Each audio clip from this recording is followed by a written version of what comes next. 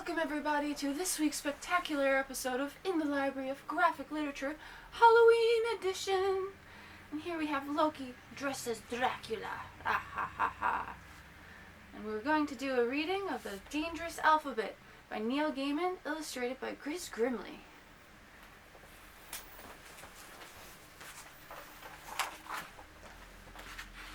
This is a children's book, if you ever wanted to know. It's not quite comic-y, but we'll see. A is for always, that's where we embark. B is for bat pushing off in the dark. C is the way that we find and we look. D is for diamonds, the bait on the hook. E is for evil that lures and entices. F is for fear and its many devices. G is for good, as in hero in mourning. H is for help me, a cry and a warning. I am the author who scratches these rhymes. No, not. J is for jokes and monsters. J is the joke monsters make of their crimes. K is for a kiss, lovers glow with elation. L is like Evan and their last destination. M is for mirrors you'll stare in forever. N is for night and for nothing and never. O is for ovens far under the street. P is for piracy, blunt and discreet. Q is for quiet, bar one muffled scream. R is a river that flows like a dream. S is for somewhere, a skull and its smile. T is for treasure heaped into a pile. You are the reader who shivers with dread. W's warnings went over your head. V is for vile deeds done in the night. X marked the spot if we read the map right. Y's your last question, the end of the ring. Z waits alone, and it's not for a thing. And welcome, Wallace Ryan!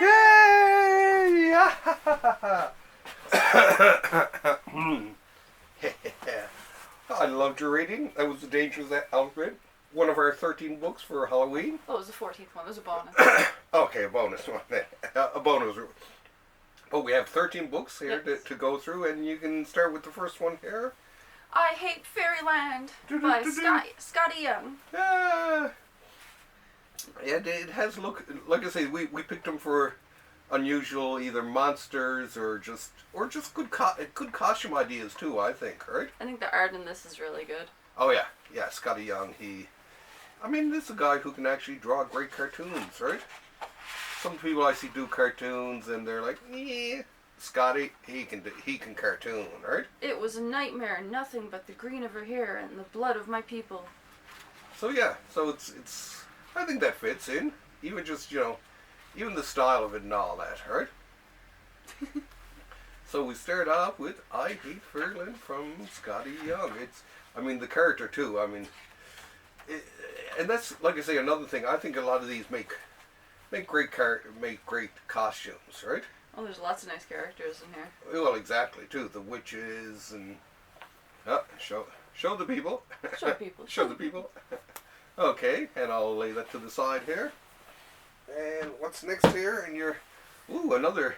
We have Forbidden Brides of the Faceless Slaves in the Secret House of the Night of the Dread Desire. By Neil Gaiman and Shane Oakley. Yeah, Neil does some good Halloween style stuff, I think, right? Somewhere in the night a raven caws, an author's pen scratches, and the thunder claps. Dun-dun-dun. Dun-dun-dun. Yeah, great art in this one too, right? I do like the art. Now that's Halloween-esque for sure, isn't it? Oh, it's definitely up the alley. Halloween-esque. It's got the whole thing going on. It's happening there. This one's not very long. It wouldn't take too much time to get through. Yeah, that's true. It's like, what, 40 pages? Something like that. It's very, very short, but yeah. Short but sweet. There's some ghouls there.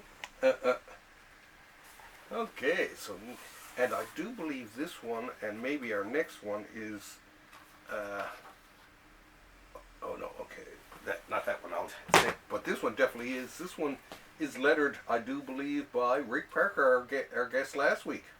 Here we have another Neil Gaiman book.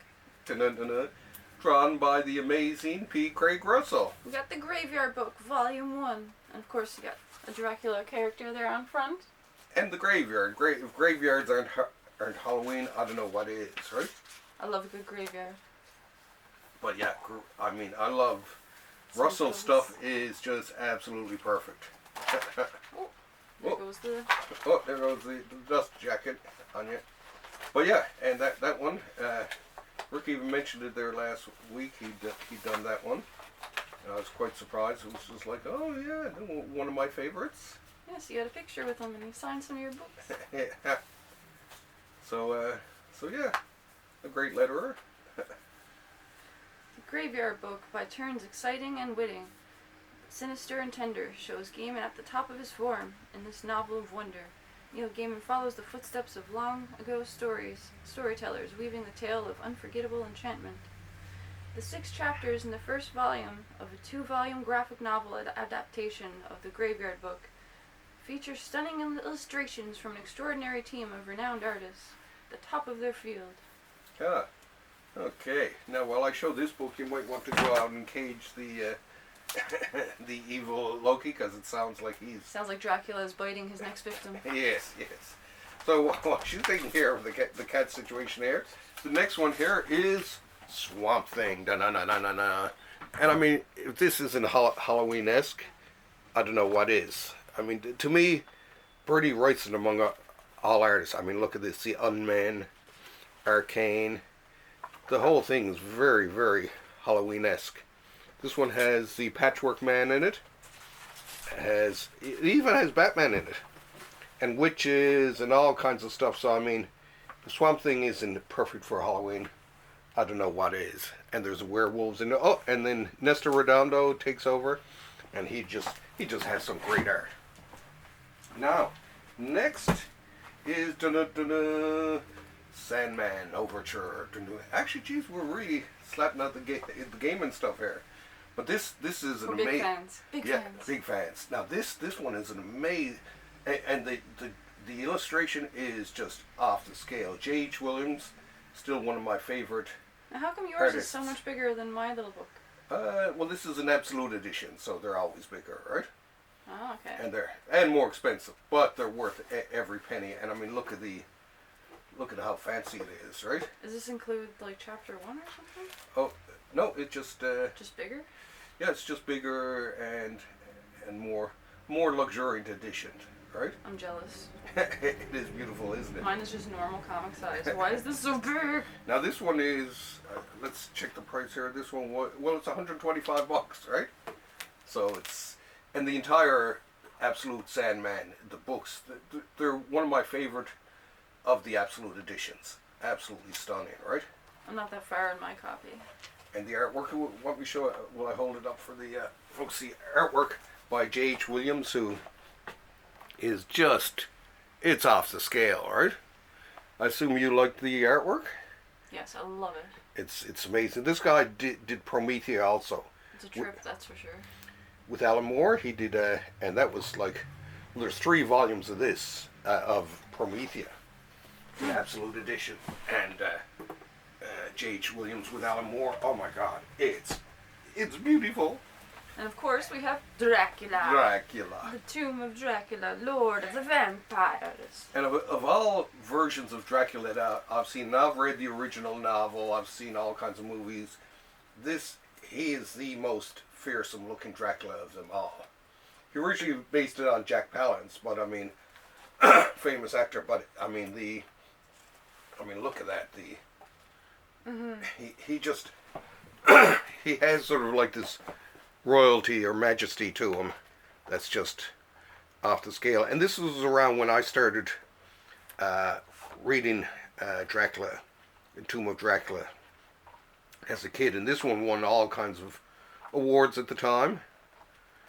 And it was considered, and of course, spawned Blade the Vampire Slayer, came from this. But I mean, one of the best, and the drawing by Gene the Dean Colan is, as usual, off the scale. Now this is just, I picked this for the mysteriousness of the whole thing. This the is Phantom Stranger. This is Phantom Stranger. He's this mysterious guy. He comes in and solves the situation. He's sort of like, some people have thought that he's Judas Iscariot in basically supernatural form. This character reminds me of Tuxedo Mask from Sailor Moon. Oh, okay. And this book, by the way, lots of great art. Neil Adams, Jim Aparo. Lots of great art in this one. For you Jim Aparo fans, you gotta read it. But I don't know what it was. I always loved for some reason. Oh, and Jerry Tallock did a lot of. I always loved, and Fred Curlow, I think, also did. I always loved the Phantom Stranger for some reason. He was just such a strange character to me. That was just like Willie Ancient. Oh, it's just like have to love him, right? Now, next to the Phantom Stranger, the next best DC Halloween character is the Spectre. the Spectre. Spectre. Yeah, Spectre. It's like spelled Frenchly. Yeah, we are speaking French here today. And this one also has Jim Aparo, the late great Jim Aparo, doing it, and Neil Adams. Actually, funny who was in the other book. But we loved this as a kid, and especially the Jim Aparo run, where written by this guy Mike Fleischer. And the best thing about this was whenever he would catch up to criminals and all that, he'd waste them in some sort of really spooky manner. Like this one, he chases them and he grows huge and he just picks up the car and throws it into space. Or another one, there's a gangster whose name is nickname is Spectre? He's over there, and he's glow in the dark. And yeah, and he would always kill the evildoers in some sort of weird, ironic way, right? And he's glow in the dark. That's why I had to get that one when I seen that one came out. Spectre still one of my favorite spooks. I guess because he is a ghost. Now this one I picked just because it's Marvel horror, so it's just chock-a-block. This has the Zombie, the Living Mummy, Brother Voodoo, It, the Living Colossus, the Golem, Gabriel, the Devil Hunter, the Scarecrow, and Mordred the Mystic. And there's a second volume to this, which is just as good, but it was Zombie. So like I say, it's just, this one's really filled with monsters, right? Even more so than the... Oh, and there's the same guy who did the Tomb of Dracula. Okay. Alright. Who I always loved. Gene the Dean Colan, as we like to call him. Oh, no, and there's even this is a Brother Voodoo issue of Tomb of Dracula.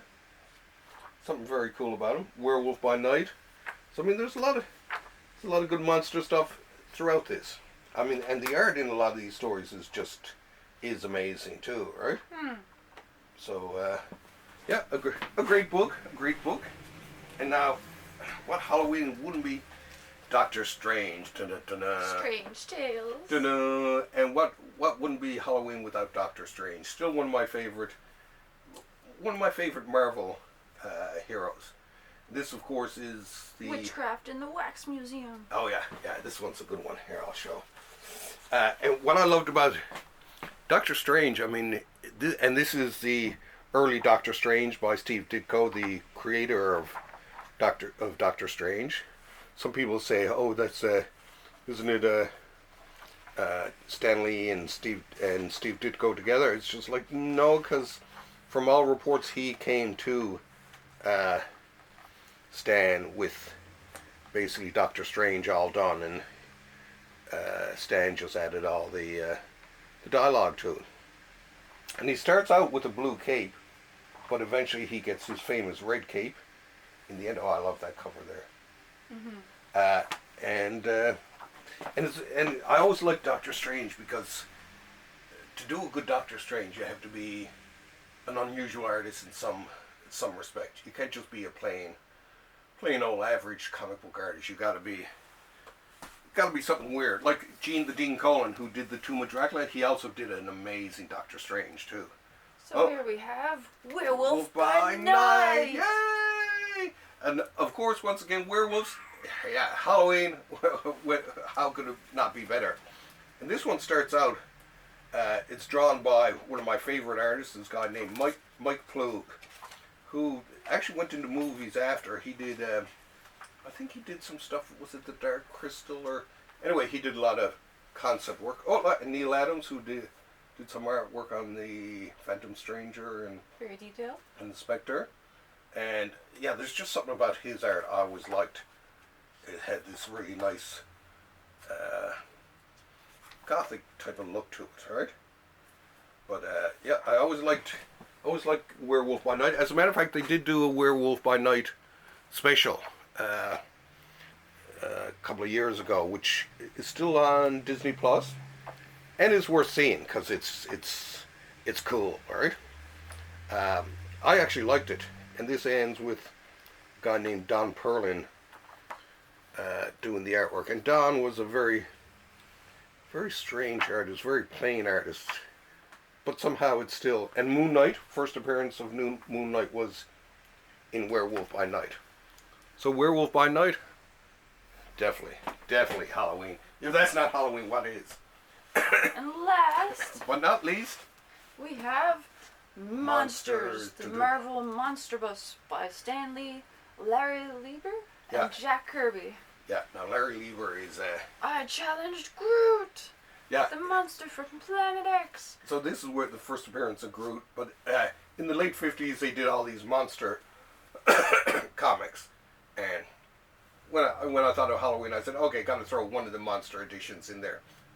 And they were always things like Groot, Goomba, the walking service station, or like this, the Gargoyle from Space...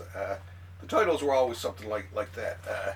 Let's see, this one is I Unleashed Shag Upon the World. the names of the beasts were just as funny as... And like I say, they're always the same kind of story. Oh, Gamdula, the Living Pharaoh. Right? Really silly names. And basically just tropes. What's this one? Oh, look, this was an early Hulk. Oh. Before the Hulk came along. So they did use that name before. Let's see what other ones. Oh, and Van Doom, the man who made a creature. Let's see, whatever. Oh, Grotto. Oh, and Sprag. Woo! Bless you. Woo! Now, there's also a Ditko. I actually should have brought down one of the Ditko ones too. Oh, what's this one? Trill. Oh no, Troll, the Inhuman. Da-da-da-da. So it's great monster.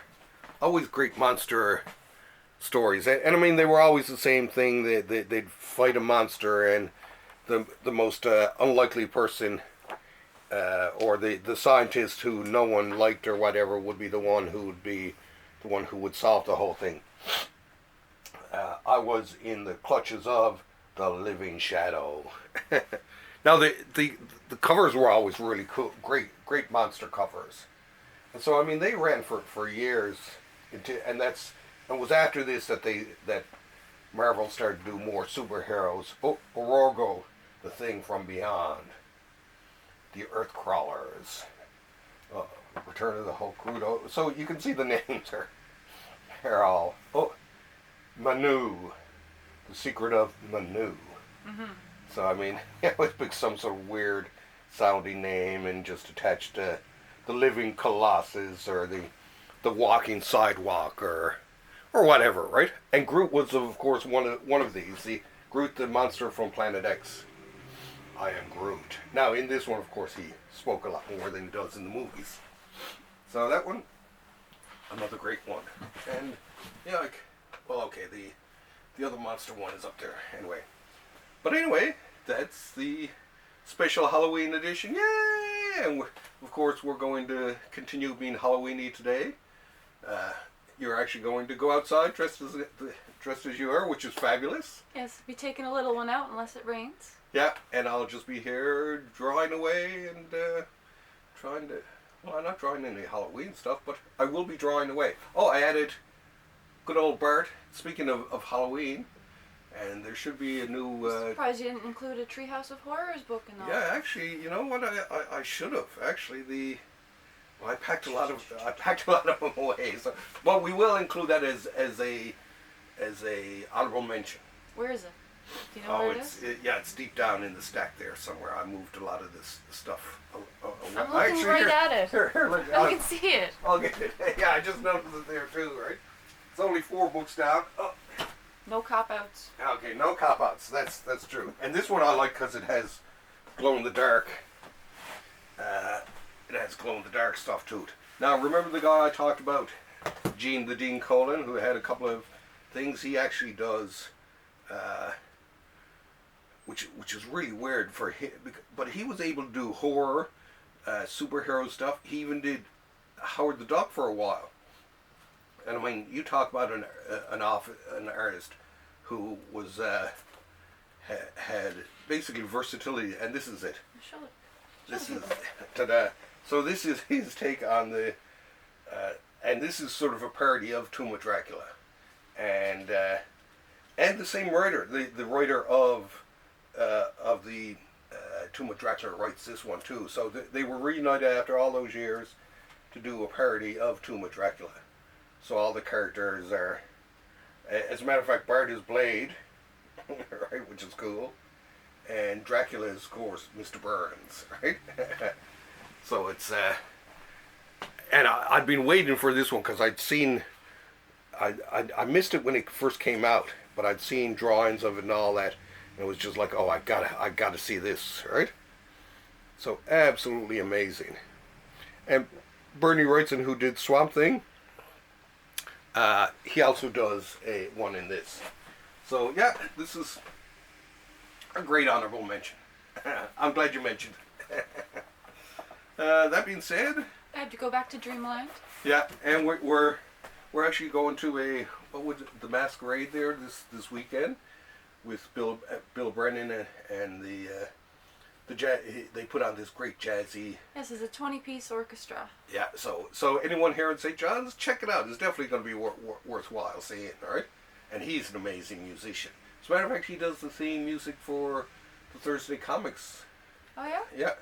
So if you're here, check that out. Meanwhile, wherever you are, get out there, get that candy, and that's it. And be scarifying. How's this one? Okay. Woo, bye.